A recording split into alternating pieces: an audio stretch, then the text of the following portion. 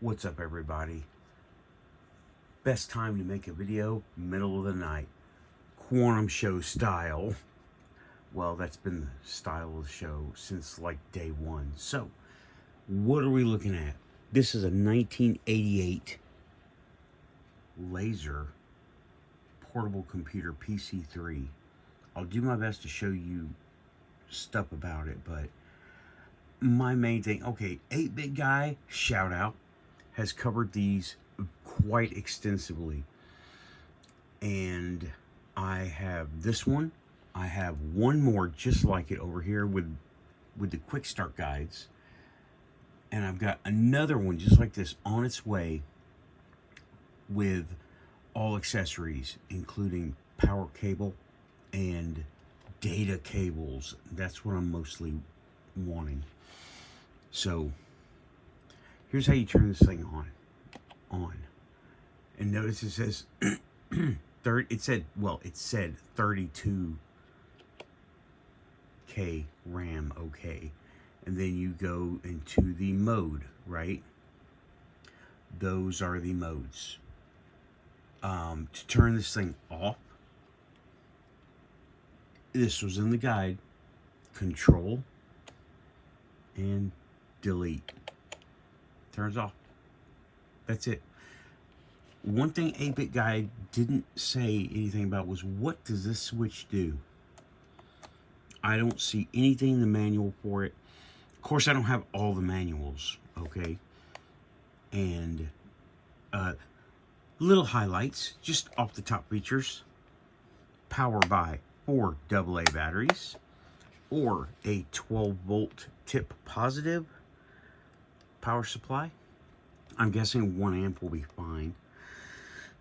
Has a cassette data interface, so data set. This 15-pin DB15 expansion port.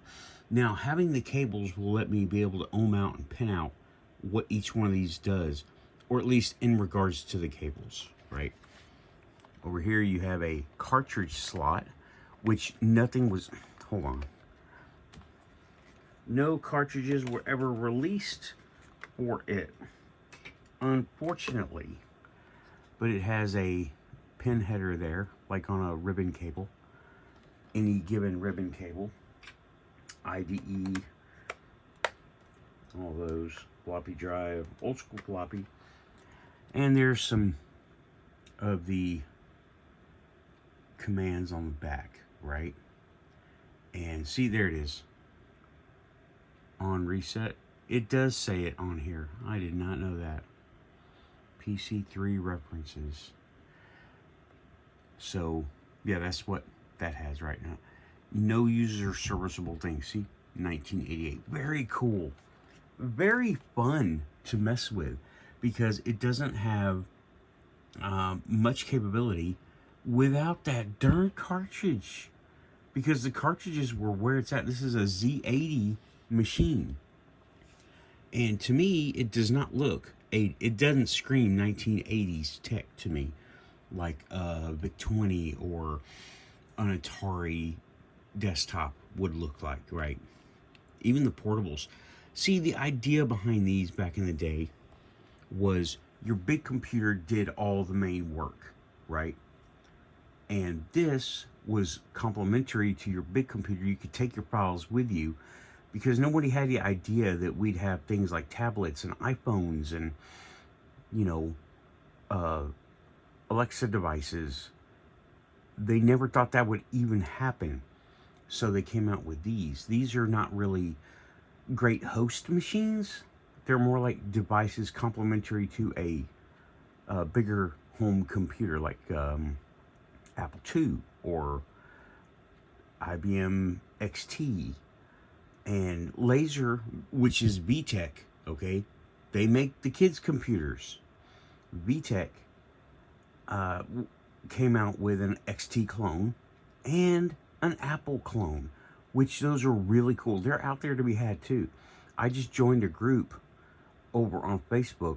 Hopefully they'll accept me, right? I had to answer questions, and well, I have 2 of these, another one on the way, and a PC5. I'm going to go pick it up in a couple of weeks. They're not really that expensive to get, and nobody even has a pinout for that expansion port. That's what I'm going to ohm out the cables and determine unknown versus known, and it's serial parallel mixed. So yeah, that. And I've been messing with these, keeping my mind busy. See, the mushroom coffee has a side effect of you're always thinking about stuff, right? It's not regular coffee that does that. It's the mushroom coffee. But if you you can look at the functions. This one, the number 8, is what I'm mostly interested in, because this thing is not great as a computer, but as a device that talks to computers, that's interesting. I want to see if this thing can be programmed for, if there are any programs out there that can be loaded via cassette, because those are easy to come by. Easy to come by.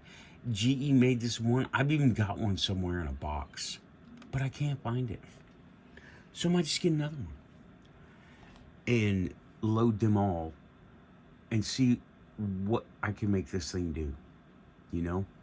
And strangely, it doesn't have direct access to BASIC like the predecessors of it did. Well, a couple of them.